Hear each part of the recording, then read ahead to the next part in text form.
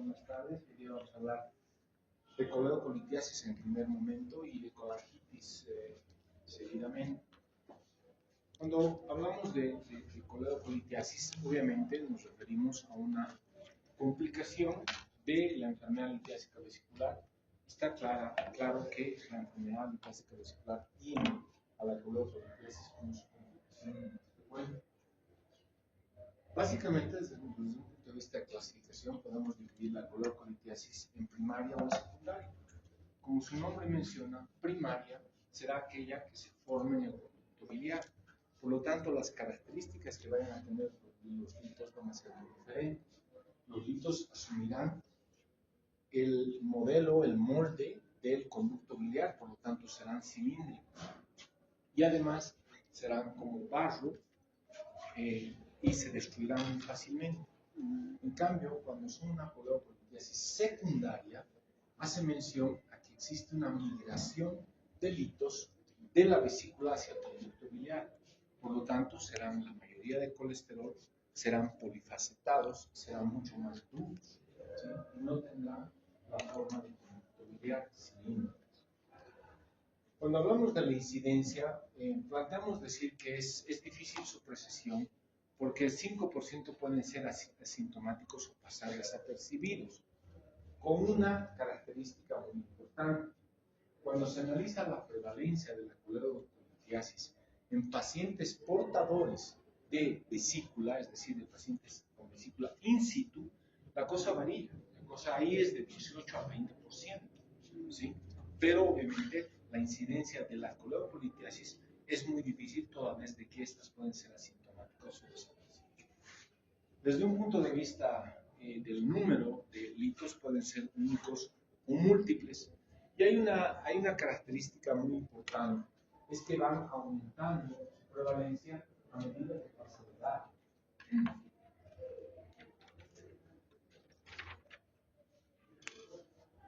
La prevalencia en menores de 45 años no supera el 6.5%. Y a medida que va pasando la edad, va aumentando paulatinamente a 42% en mayores entre 60 y 70 años y a más del 50% en personas de 80 años. Y lo que les mencionaba hace un momento, en el momento de la colecistectomía, ¿sí? La frecuencia de coledocolitiasis es hasta el 20%, ¿sí? Y ahí depende mucho de las series que se revisen. Algunos litos pueden migrar a duodeno en forma desapercibida. Por ejemplo, se considera que la migración litiásica, especialmente de elementos chicos, puede ser la que ocasiona pancreatitis, que en determinado momento puede ser idiopática, o sea, puede ser catalogada como idiopática. Por lo tanto, definitivamente algunos litos pueden migrar de manera desapercibida o el paciente tener dolor que cede muy rápidamente y el paciente parece que ha cedido su cuadro y no tiene más molestia. Puede ser que haya un lito migrado a través del conducto biliar. Clásicamente, la coledocolitiasis no produce una obstrucción completa, siempre lo hace de manera incompleta. Es decir, el lito no ocluye totalmente el conducto biliar y por lo tanto siempre va a dejar un resquicio a los lados del lito, ¿sí? Y esto va a presentarse de dos maneras. Si es que se presenta de manera con una obstrucción aguda, se va a deber a que hay un enclavamiento del lito en el tercio distal de la pupila, o si lo hace de manera crónica intermitente, el lito será móvil y subirá y bajará el lito sin llegar a obstruir totalmente. La infección del conducto biliar es su principal complicación, es decir, la coledocolitiasis tiene a la colangitis como la complicación más frecuente. La clasificación por su localización, los litos pueden ser intrahepáticos, pueden ser extrahepáticos, pueden ser coledocianos, acuérdense que se llama colédoco desde el momento en que desemboca el conducto cístico de la vía biliar. Puede ser un síndrome de Milici, que en realidad es una fístula policisto-coledociana o biliobiliar, o puede ser ampular cuando está ocluida, ¿sí? Cuando está totalmente ocluida. Y esa es la clasificación en base a la localización del lito. Clásicamente, las manifestaciones tienen que ser muy similares a las que produce la patología litiásica vesicular. Si bien es cierto, hay pocos casos que son asintomáticos, generalmente la característica más importante es un dolor espasmódico que se inicia en el epigastrio y luego se localiza en hipocondrio derecho. Por lo tanto, simula mucho a un cuadro vesicular, pero además del dolor va a presentar ictericia. La ictericia, obviamente, se caracteriza por la pigmentación amarillenta de la piel y las escleras, notándose mucho más en tejidos elásticos, ¿sí? Va a haber acolia, unas heces pálidas, blanquecinas, va a haber coluria, la pigmentación oscura de la orina, y finalmente puede haber un factor desencadenante que es la ingesta de comida grasa. Ahora bien, en relación al diagnóstico diferencial, todas las ictericias van a ser diagnóstico diferencial entre sí. Por lo tanto, si bien es cierto, la coledocolitiasis va a ser el 70% de la prevalencia del síndrome ictérico obstructivo, se tienen que descartar otras causas fundamentalmente de origen extrahepático, como son el cholangiocarcinoma, el cáncer de vesícula biliar, Bolivia es un país de alta prevalencia en cáncer de vesícula biliar, el cáncer de cabeza de páncreas. Y dentro de las ictericias por daño hepático, obviamente la hepatitis viral, las hepatitis medicamentosas y ahora está de moda las hepatitis autoinmunes. Y por lo tanto, definitivamente tiene que ser entonces diagnosticada en su diagnóstico diferencial, quiero decir, de todas las otras causas que producen ictericia y además de las ictericias hepáticas. Por la característica del dolor y por su localización, un infarto agudo de miocardio, especialmente de cara subdiafragmática, de cara inferior, puede simular un cuadro de ictericia aguda. La úlcera péptica, porque también empieza el dolor y es un dolor muy exquisito, terebrante a nivel del epiastro, y las enfermedades pancreáticas, especialmente el cáncer de páncreas, aunque menos la pancreatitis aguda. En relación a los estudios de diagnóstico, como estamos hablando de que existe una ictericia colestásica, es decir, una ictericia obstructiva, el hemograma completo, salvo ligera leucocitosis, no va a mostrar algo más, pero sí va a haber una alteración manifiesta de todas las pruebas de función hepática. Primero va a haber alteración de las pruebas de coagulación. Acuérdense que los factores de vitamina K dependientes, 2, 7, 9, 10, se producen, se sintetizan a nivel del hígado. Por lo tanto, va a haber alteración del INR, el tiempo de protrombina, y se mide a la cascada, lo que antes se conocía como la vía extrínseca, se mide a través de un tiempo de protrombina, y el INR, que es el International Normative Radio, es la forma en la que se estandariza el tiempo de las pruebas de coagulación en relación a la protrombina. Existirán alteraciones de las pruebas de función hepática, fundamentalmente las transaminasas y las bilirrubinas, ¿sí? Además, acuérdense ustedes que otro marcador de funcionalidad hepática son las proteínas y la albúmina, y finalmente el colesterol, aunque el colesterol es menos específico. También existirá elevadores de los marcadores de obstrucción, es decir, de la fosfatasa alcalina y de la gamma-glutamina transpeptidasa. Acuérdense que la localización de estas dos enzimas es en el epitelio del conducto biliar y por lo tanto, cuando hay una obstrucción, ¿sí?, estas dos enzimas van a ser muy sensibles y se van a elevar. En relación a la ecografía, y existen muchas razones por las que la ecografía tiene una baja sensibilidad y especificidad. Acuérdense ustedes que la ecografía va a tener mucho problema cuando hay órganos con gas en su interior y el colon transverso siempre va a estar por delante. Segundo, el duodeno va a tener gas y por lo tanto la posibilidad de que se vea, especialmente el segmento distal del conducto biliar, es baja.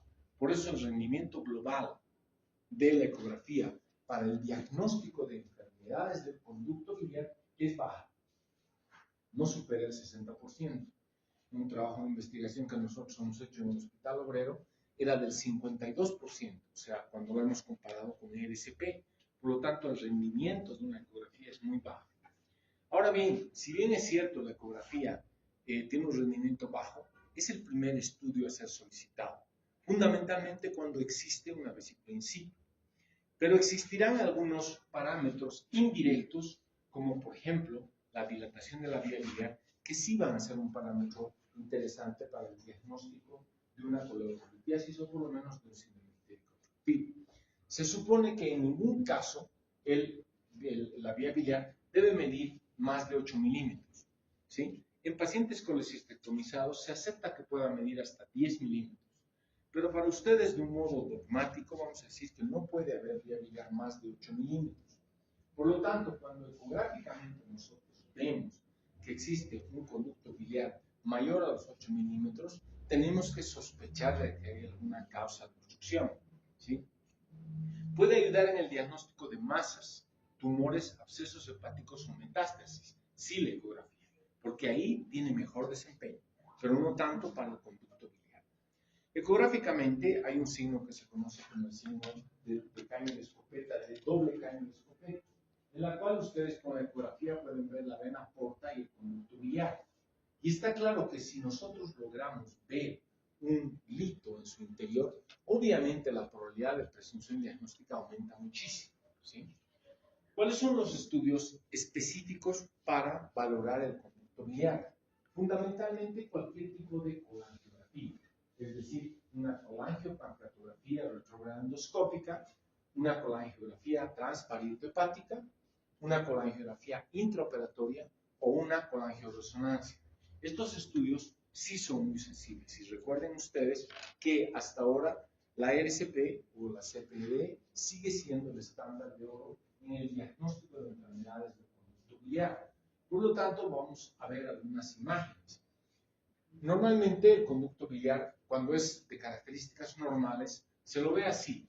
Un conducto, un hepático izquierdo, un hepático derecho, un hepático común. En el momento en que desencadena el conducto cístico, a partir de acá se conoce como colédoco, una porción supraduodenal, una porción retroduodenal, una porción intrapancreática y una porción intramural. Claramente nosotros estamos viendo de que no existe, además de la descripción del conducto biliar, es decir, de la distribución, no vemos que haya un conducto biliar dilatado, ¿sí? Y tampoco existe una falta de represión en ninguno de los segmentos y hay un buen vaciamiento de contraste al duodeno. Esta, por ejemplo, es una colangiografía intraoperatoria, estamos viendo las herinas, ¿no? Las pinzas de campo, y también estamos viendo los clips, por lo tanto, esta es una colangiografía intraoperatoria transcística, ¿sí? Pero fíjense lo diferente de esta imagen que les presento, en la cual existe, además de las características anatómicas que les he mencionado, una falta de represión claramente visible, ¿sí? Además de que hay un buen vaciamiento de contraste al duodeno. Por lo tanto, siempre recordamos el concepto de que la coledocolitiasis siempre tiene una obstrucción incompleta. Aquí hay otra imagen en la que ustedes claramente en la porción distal están viendo un lito enclavado en la porción distal del colédoco y siempre va a haber un vaciamiento de contraste. O sea, el contraste migra por las laterales del lito y logra salir hacia el conducto biliar. Aquí hay un lito que es un lito flotante, que si ustedes se dan cuenta, se han sacado 4 imágenes para ver en el momento en el que el lito se desplaza y además el momento del vaciamiento del contraste. Y fíjense cómo el lito, ¿sí?, está presente o produce una falta de opacidad en el conducto biliar. Otra imagen en la cual existe un lito aparentemente primario. Acuérdense que hemos dicho que el conducto, la coledocolitiasis primaria asume la forma del conducto biliar, ¿sí? Hay otro lito, acá están viendo el conducto pancreático y aquí hay 2 imágenes. Esta es una RCP. Acá hay 2 imágenes en las cuales existe una falta de refusión en el conducto biliar y por lo tanto el estudio, no solamente diagnóstico, sino terapéutico para liberar estos litos, será una colangiopancreatografía retrograndoscópica. Cuando hablemos de esfinterotomías, un poco más adelante vamos a poder ver un par de videos donde cómo es que se produce la eliminación de estos litos después de que se ha hecho la terapia. Acuérdense ustedes que la EDCP ya no solamente es diagnóstica, sino es terapéutica. Desde más o menos 1974, en la que se ha establecido la EDCP como un estándar de oro en el manejo del conducto biliar, ya ha progresado muchísimo y no solamente se hace colocaciones de stents, se hace papilotomías, se hace litotripsia intraductal, se hacen muchos procedimientos, lo que ha convertido que la RCP no sea solamente diagnóstica, sino sea fundamentalmente terapéutica. Por lo tanto, existen varias formas de tratar la coledocolitiasis, obviamente dependiendo si el paciente tiene la vesícula in situ o no la tiene, ¿sí? La idea es que nosotros generalmente hacemos el tratamiento en 2 tiempos cuando existe una vesícula in situ, es decir, limpiamos el conducto biliar y luego a través de la RCP y luego hacemos la policistectomía laparoscópica. ¿Cómo se lo conduce? ¿Cómo se produce el aclaramiento del conducto biliar? Con una sección diatérmica de los 4 esfínteres que existen o que constituyen el complejo esfinteriano nevoide. Se secciona con electricidad este complejo esfinteriano nevoide y de esta manera se produce que los litos logren migrar. Si hay alguno que no pueda migrar, se puede introducir una canastilla de Dormia, que es como una especie de alambre retorcido que cuando se lo introduce se abre, se incrusta el lito, se lo aplaca y se lo tracciona y se lo jala. Cuando el lito es muy grande se puede meter un litotriptor a través del conducto biliar que va a producir ondas de choque para poder retirar, destrozar el lito y luego fragmentándolo retirar los litos cuando estos son más grandes. ¿Existe alguna otra forma, sí, de hacerla cuando hay la posibilidad de que sea diagnosticada en el intraoperatorio? Esto se conoce como técnica del Rendezvous technique, en la cual a través del conducto cístico se introduce un catéter y durante el mismo acto operatorio se hace la RCP. Se consigue hacer la RCP, se encuentra el alambre que se lo ha mandado como guía y a través de eso el gastroenterólogo logra agarrar el catéter y luego hacer la esfinterotomía en un solo tiempo, ¿sí? Nosotros generalmente preferimos en 2 tiempos, no solamente porque no tenemos disposición de poder tener un gastroenterólogo en nuestra mano y entrar con él todo el tiempo a cirugía, sino que además generalmente utilizamos sistemas de detección preoperatoria de coledocolitiasis y con estos sistemas fundamentalmente basados en la dilatación de la vía biliar, la gamma-glutamina transfertirasa y la fosfatasa alcalina, diagnosticamos la coledocolitiasis. Recordando siempre que hay un 5% de los pacientes en los cuales no se eleva la gamma-glutamina transfertirasa ni la fosfatasa alcalina y por lo tanto esto es lo que se conoce como coledocolitiasis inadvertida. En relación a qué es lo que nosotros hacemos cuando no tenemos el diagnóstico confirmado de coledocolitiasis, obviamente se hace la colecistectomía y durante la colecistectomía se hace una colangiografía intraoperatoria. Generalmente lo hacemos transcística, como está escrita en la primera parte de la diapositiva, muy pocas veces transcoledociana por coledotomía, porque aquí habría que hacer una colocación de una sonda en T, ¿sí? No hacemos esfinterotomía intraoperatoria y tenemos la opción de hacer una esfinterotomía postoperatoria. Por ejemplo, si nosotros hacemos la colangiografía y en la colangiografía vemos que hay un lito pequeño, ¿sí?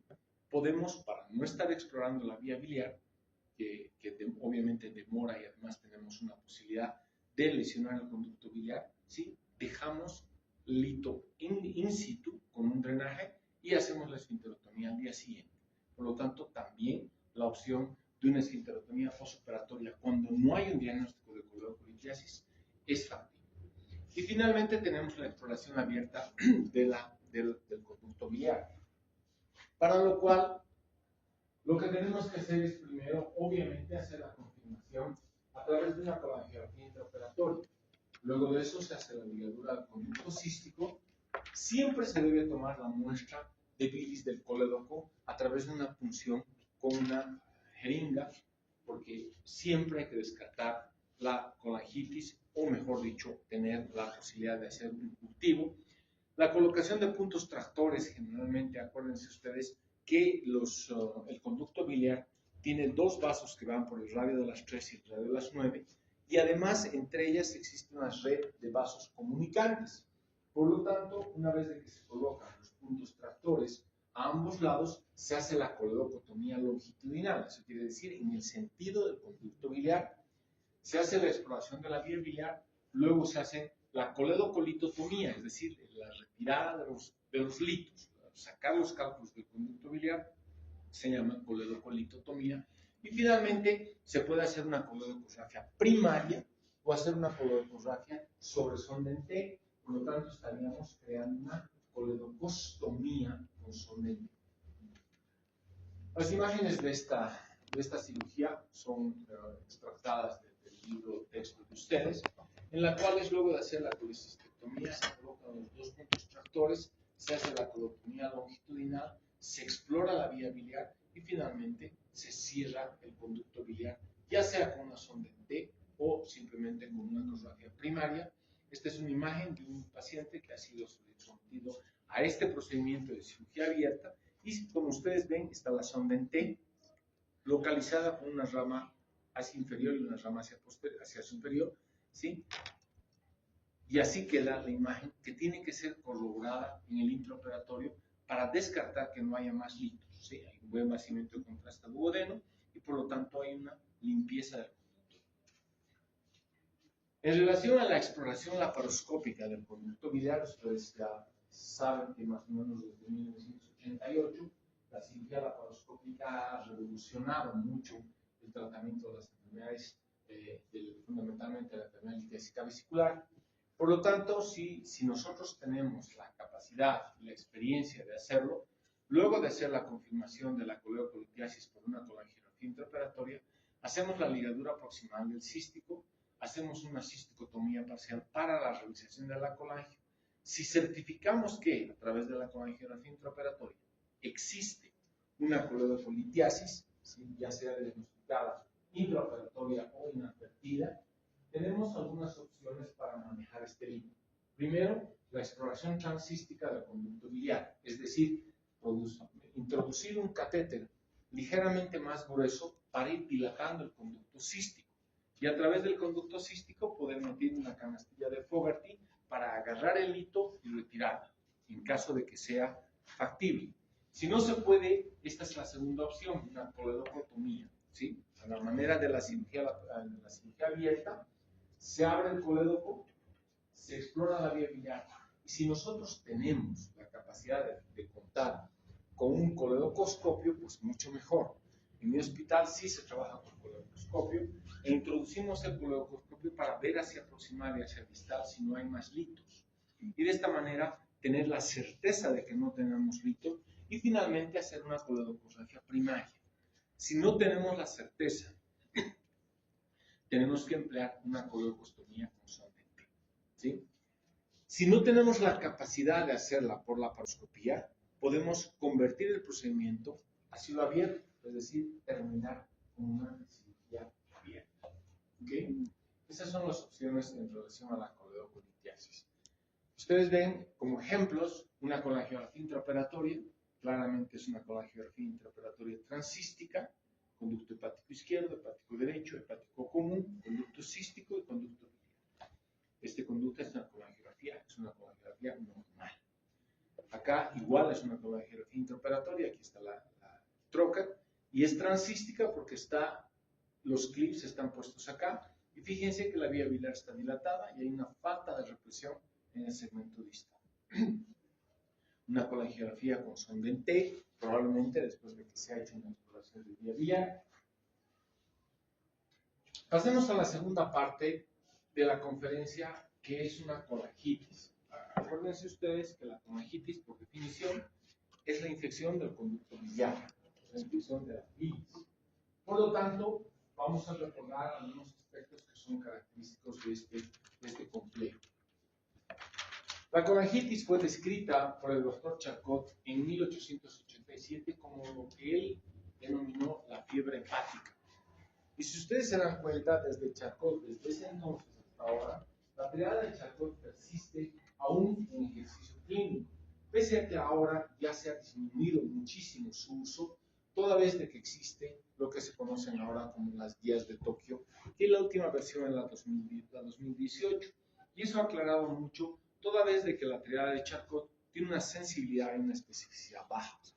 Inmediatamente después de eso, el doctor Reynolds y el doctor Dargan, en 1959, producen dos síndromes, o sea, dos complementos más al síndrome que era la triada de Charcot, y aumentan letargia y alteraciones mentales y shock, y por lo tanto eso se conoce como pentada Reynolds.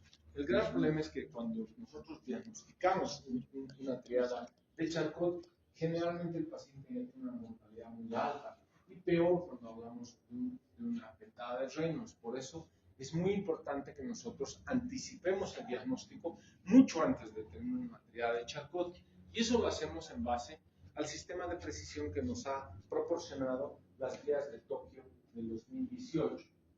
Pero antes de llegar a eso, analicemos un poquito cuál es la incidencia.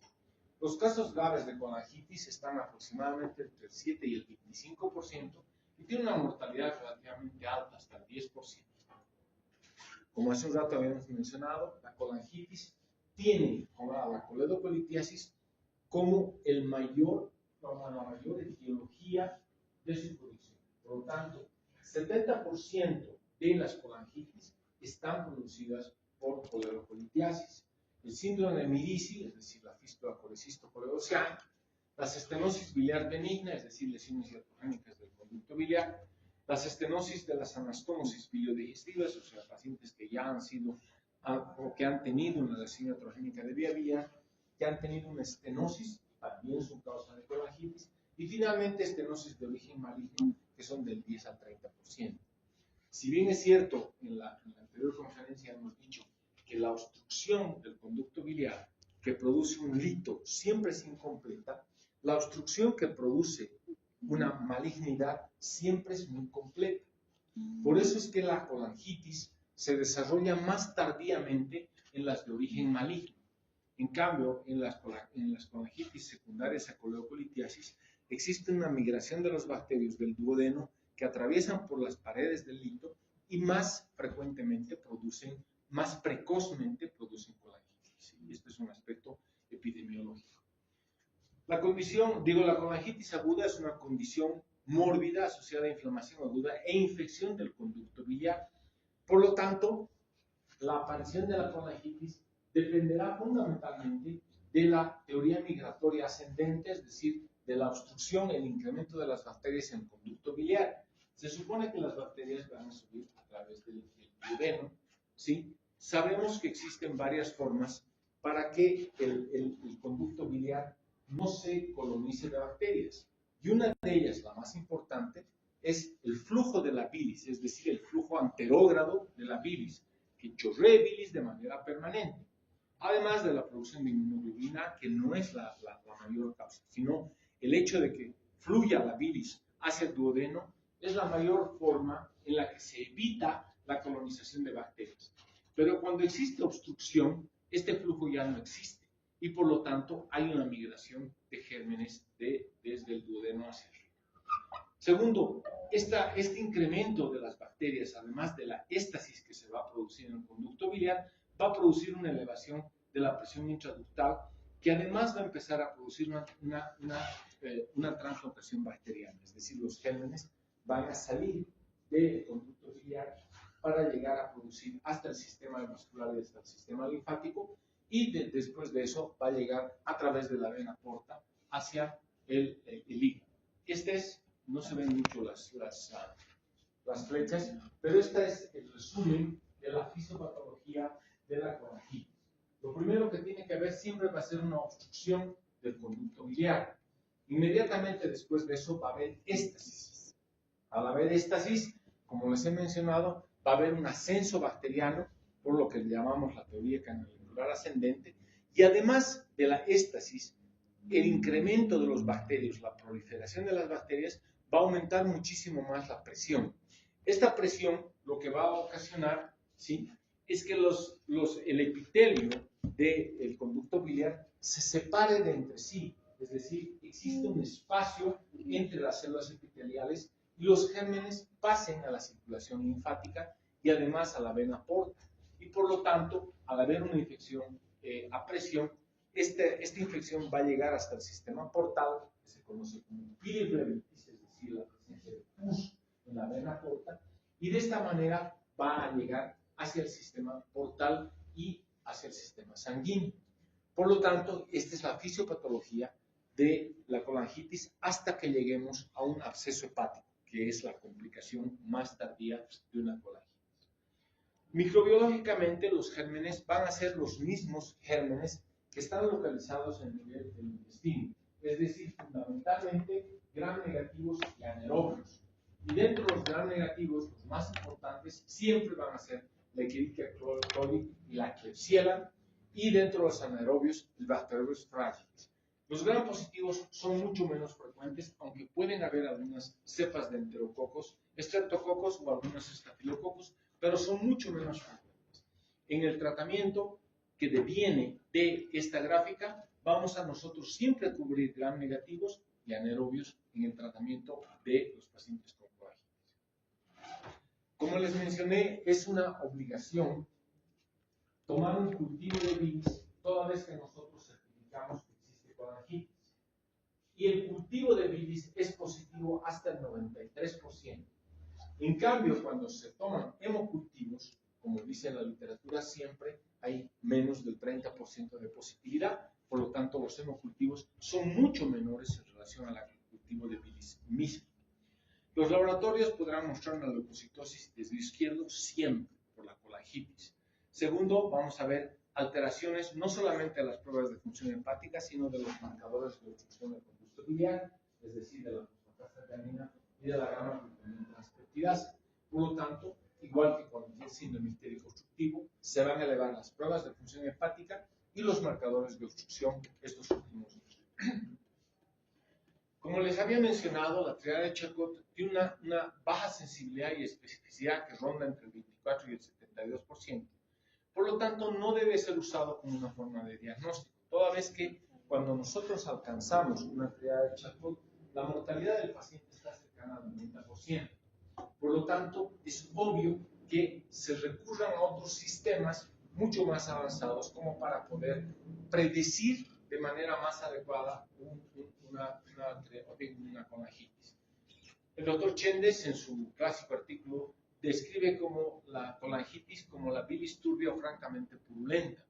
Así es como se hace un diagnóstico macroscópico, ¿sí?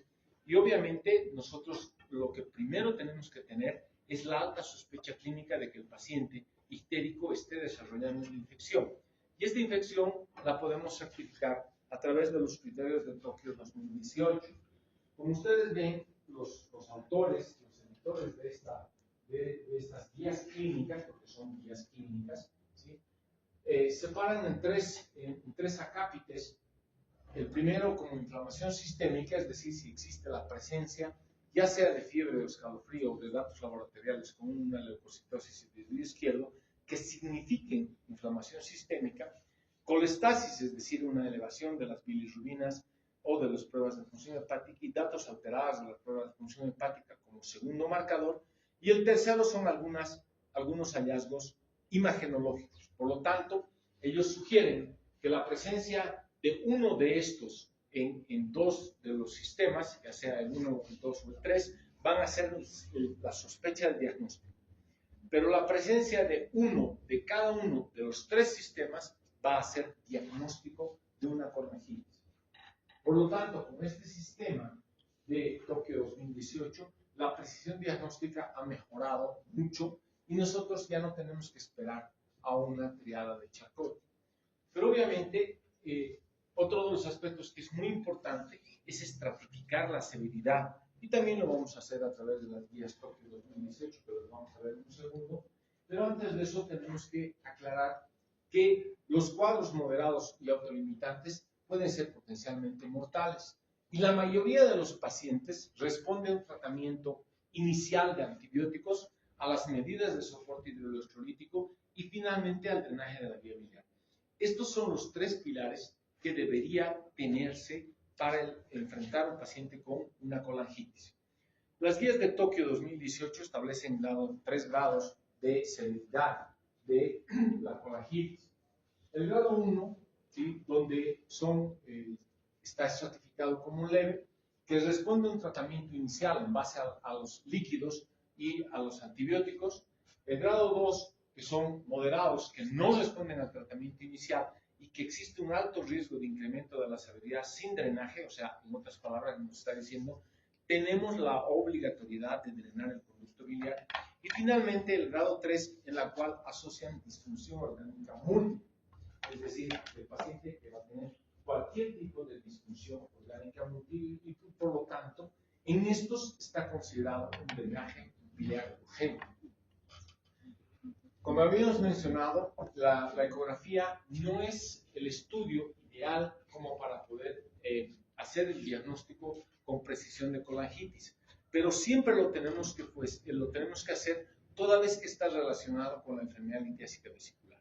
Y como les habíamos mencionado, hay que considerar que existe la posibilidad de una dilatación del ducto biliar como un parámetro indirecto de síndrome ictérico obstructivo y obviamente colangitis.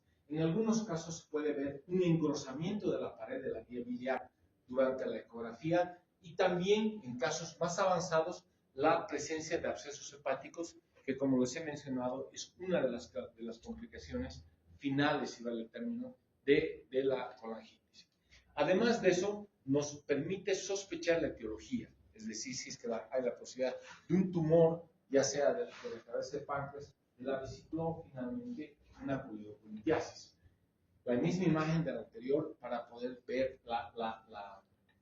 el hito enclavado en el conducto biliar y algunas otras, como por ejemplo un síndrome de Medici, ¿sí? Alguna otra como una coleocolitiasis. Fíjense, el cístico está desembocando en el lado izquierdo, es un cístico arrosariado. Siempre el cístico es arrosariado por las válvulas de Heister que están en su interior. Aquí hay una imagen de falta de represión y hay un buen vaciamiento de contraste a duodeno. Acá hay otra imagen de coleocolitiasis, un cístico muy ancho y varias imágenes de coleocolitiasis en su interior. Esta imagen en la cual existe una amputación de la porción distal del conducto biliar, una vesícula in situ grande, alargada, ¿sí? Una dilatación del árbol biliar intra y extrahepático y una obstrucción completa. Esta es una imagen de un cáncer de cabeza de páncreas, ¿sí? El colangiocarcinoma, a través de lo que se conoce como tumor de Klatskin. El tumor de Klatskin sigue siendo un colangiocarcinoma, pero que se localiza a nivel de la bifurcación de los hepáticos. Por ejemplo, por lo tanto, un tumor de Klatskin, claramente ustedes están viendo que aquí se ve el hepático derecho, pero no se ve el hepático izquierdo. Por lo tanto, desde el punto de vista de la clasificación, es un 3D, ¿sí?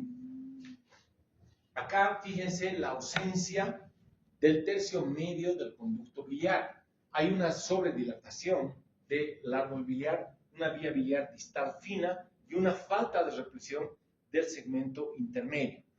Esto podría corresponder a un cáncer infiltrante de vía biliar. Acuérdense que una vez que el cáncer ha migrado a la primera estación linfática, que es el ganglio cístico, migra a los ganglios pericoledocianos. Y cuando estos se infartan, infiltra el conducto biliar en el tercio medio.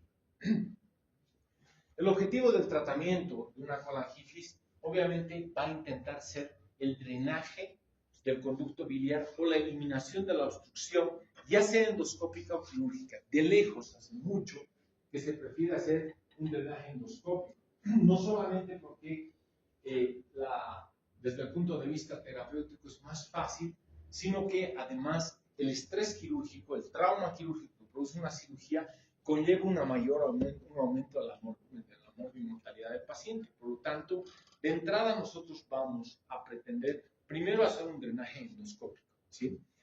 Pero una vez de que se ha establecido, les voy a mostrar una gráfica, un video después para que veamos cómo se hace el drenaje endoscópico. Pero una vez si nosotros hemos establecido que la cirugía debe ser la forma en la que tratamos al paciente, tenemos que intentar limitar tanto la respuesta sistémica como la respuesta inflamatoria para disminuir la probabilidad de infecciones del sitio operatorio, superficiales, profundas, órgano-espacio, y de esta manera disminuir la posibilidad de abscesos. Además de eso, obviamente, como les he mencionado, otro de los pilares es intentar la estabilización del paciente. Por lo tanto, obviamente, el paciente tiene que ser sometido a cirugía en lo más estable posible, y la inestabilidad hace que nosotros veamos algunas alternativas. Los antimicrobianos, la mayoría de los esquemas siempre van a incluir gérmenes antibióticos para gérmenes gram negativos y anaerobios. La mayoría de los esquemas que tienen esta función, tanto para anaerobios como para gram negativos, tienen una similar actividad y efectividad. Podemos utilizar ceftriaxona más metronidazol, o sea, ceftriaxona como una cefalosporina asociada a un anaerobicida. Recuerden que el metronidazol está descrito como antiparasitario, pero en este caso tiene una acción anaerobicida. El cefotaxima con metronidazol, ciprofloxacinas, o sea, fluoroquinolonas con metronidazol, gentamicina más metronidazol. Cualquier sistema de estos tiene un similar efecto. El moxifloxacino también es seguro, está bien tolerado y de igual efectividad. Cuando queremos utilizar monoterapia, podemos utilizar los carbapenémicos, podemos utilizar imipenem sin estatina, podemos utilizar meropenem, podemos utilizar ertapenem, podemos utilizar colestina, si queremos hacer monoterapia. También podemos hacer uso de piperacilina, tazobactam, ya existe en el mercado, o utilizar otro tipo de cefalosporinas como el ceftazidime y cefepime. El cefepime es una cefalosporina de cuarta generación que puede ser utilizada de manera como monoterapia, ¿sí? El esquema debe mantenerse de 4 a 7 días. Si nosotros tenemos el diagnóstico de absceso hepático, ahí cambia el sistema. Ahí por lo menos hay que usar 14 días de antibiótico. Pero si solo es colangitis, se puede utilizar 4 o 5 días luego de haber sido solucionado el foco abdominal, es decir, de haber hecho la esfinterotomía para poder conseguir la migración litiásica. Esta es una gráfica en la que ustedes están viendo a través de una RCP la colocación de un esfinterótomo, ¿sí? Estamos tensando el alambre que tiene aquí arriba y estamos haciendo la sección diatérmica del complejo esfinteriano de Boyden. Acá está el pliegue longitudinal superior y con eso, fíjense, una vez de que termina de hacer la esfinterotomía, hay salida de bilis. ¿Ok? Este es un caso de un paciente que se le ha hecho una esfinterotomía endoscópica y observen ustedes la bilis turbia, francamente purulenta. Acuérdense que el paciente está boca abajo, por lo tanto los litos caen hacia arriba, ¿sí? Entonces simplemente es un artefacto. Por lo tanto, fíjense, lo que a mí me interesa es que vean los litos que se ha logrado conseguir su migración y la calidad de pus que sale a través del conducto del orificio de la papila. Está claro que el drenaje endoscópico tiene muchísima menor mortalidad y morbilidad. Hay varias opciones después de hacer o conseguir la migración litiásica. Fíjense, aquí está la papila. Ahí van a ver cuando se acerque el operador y van a ver la papila desflorada. Acá. Ahí está la papila. Totalmente abierta. ¿Sí? Y con la sección saliendo pus. Fíjense, saliendo pus de la papila. La posibilidad de que nosotros hagamos esto y la mortalidad del paciente, obviamente va a ser ofrecerle el menor trauma quirúrgico.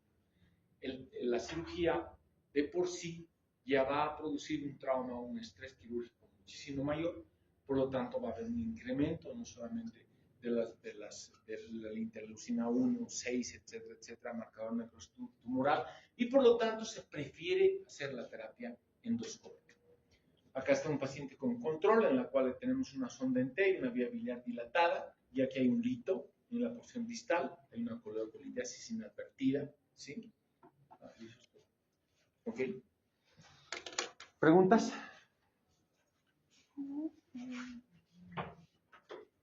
¿Preguntas?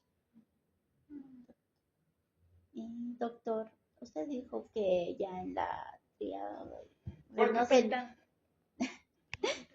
sí, en la pintada de Reynolds, ¿cuánto de mortalidad habría y qué deberíamos hacer? Cada 95%. La idea fundamental es estratificar al paciente siempre. ¿Sí? La triada de Charcot no tiene sensibilidad y especificidades adecuadas. Como has podido ver en la diapositiva, varían desde un 23 a un 70%.